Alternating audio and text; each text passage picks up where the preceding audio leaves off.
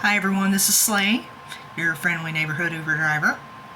I thought I'd talk a little bit about things that I've encountered in my Uber rides and how to make the most out of your ride and out of your experience. Number one, treat this like a business.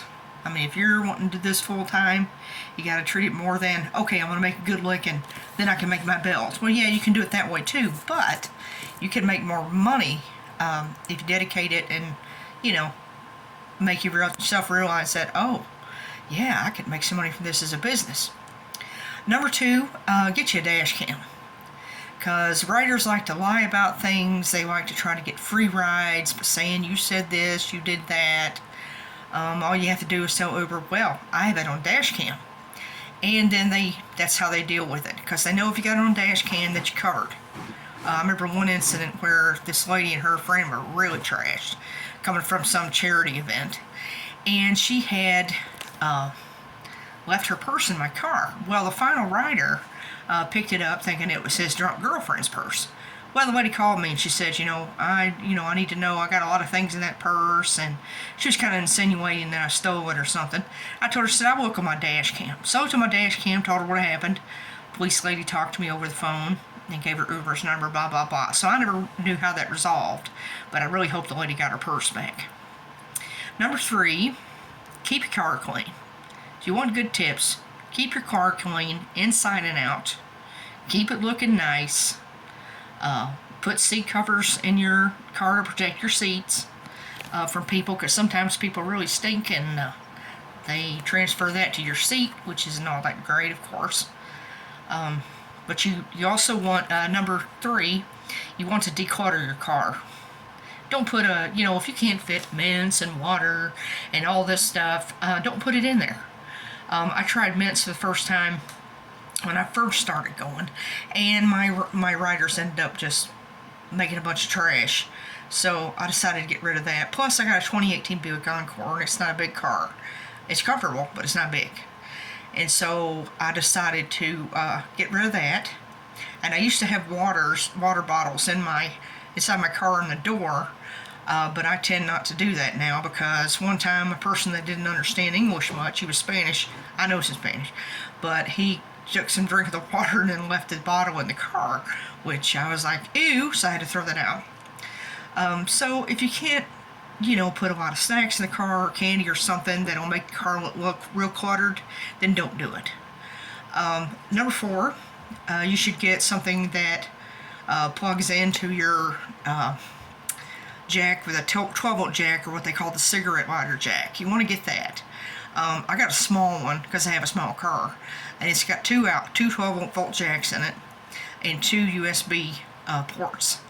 So I use that to plug in various things I have for my USB. Thinking of which, number five, you want to get an Uber sign, especially if you drive at night.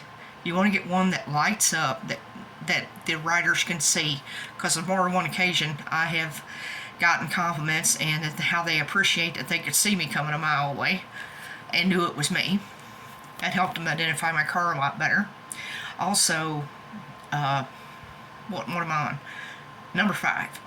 I think that having some things that you can, having USB things that you can use for people can charge their phones or their tablets.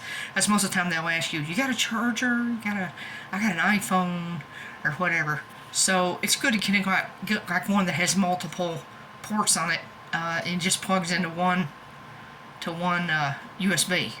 It has multiple connectors. You should get that off Amazon, as well as the signs too.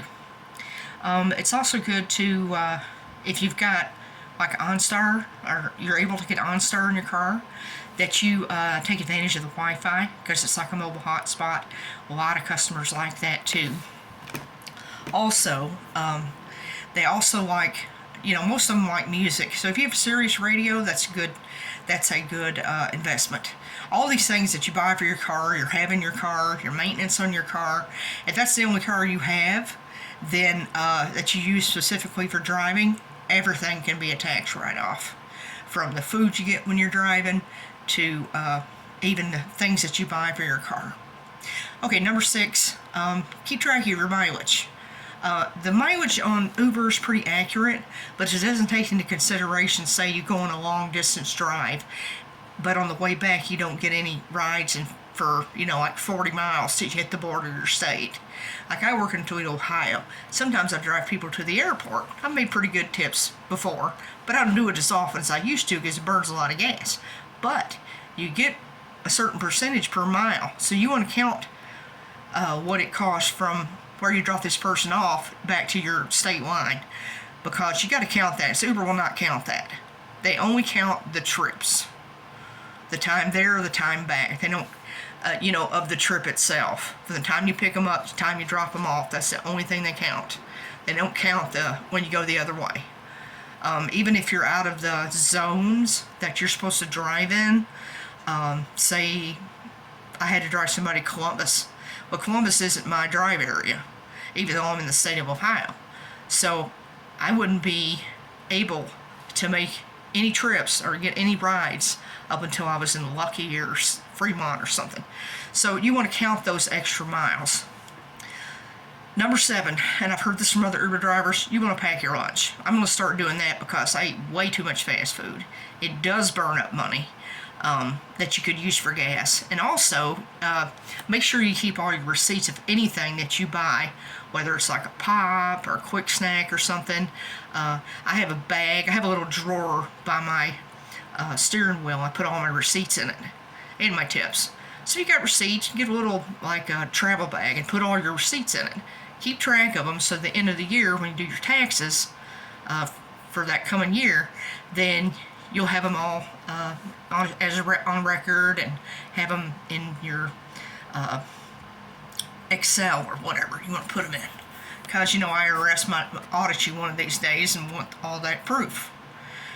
Number 8, I think it's important to not add any more riders than your car can handle. I've made a mistake a few times. Yes, somebody said, "Oh, I'll give you $40," and they give me $40 cash, and I fit a 5th person in there.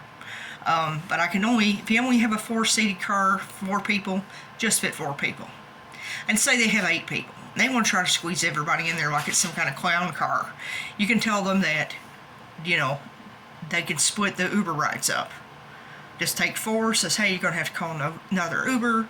Then they call another Uber, and then they're taken care of. Sometimes you just got to do that. People can be rude. You just got to brush it off because, they think that you can accommodate them with everything. I've had 2 parents come up having 5 kids and wanting all of them to fit in my car plus them.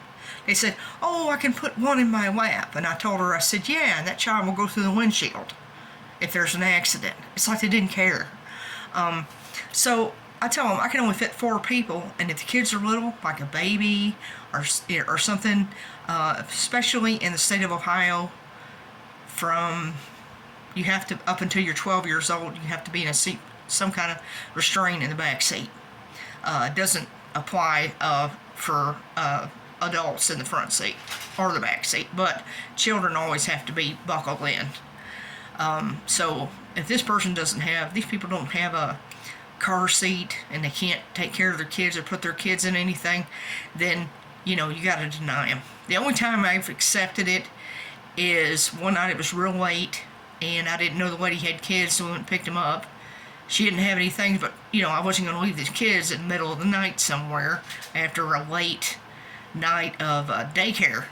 And Mom was with them, and they were big enough, I think, they didn't really need car seats.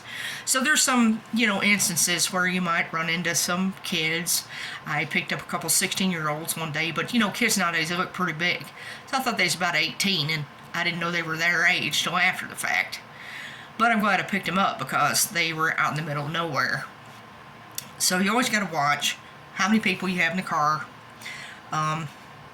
You got to watch for people, they're going to berate you, they're going to get pissed because you didn't accommodate them. So you got to be careful of that. Number 9, I would say you need to be friendly. You don't have to talk somebody's ear off. You'll kind of get the idea if someone really doesn't want to talk. But it's good to be friendly. You can't be rude to your customer. You can't be a kind of person that's not kind of bubbly, because I've heard some horror stories from other riders about drivers being, not talking at all,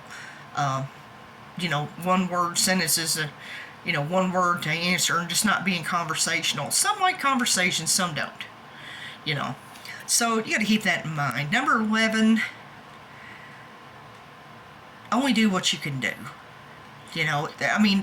Set your hours. You can work up to 12 hours at a time, but don't work yourself to death, because you can get burned out from driving Uber. Try Uber Eats or DoorDash or something like that to kind of switch it up. That's very helpful. Number 12, as far as how you dress, just make sure you don't show any skin, or anything like that, because you don't want to attract unwanted attention either, because some people can be really kind of nasty, as far as, how they are.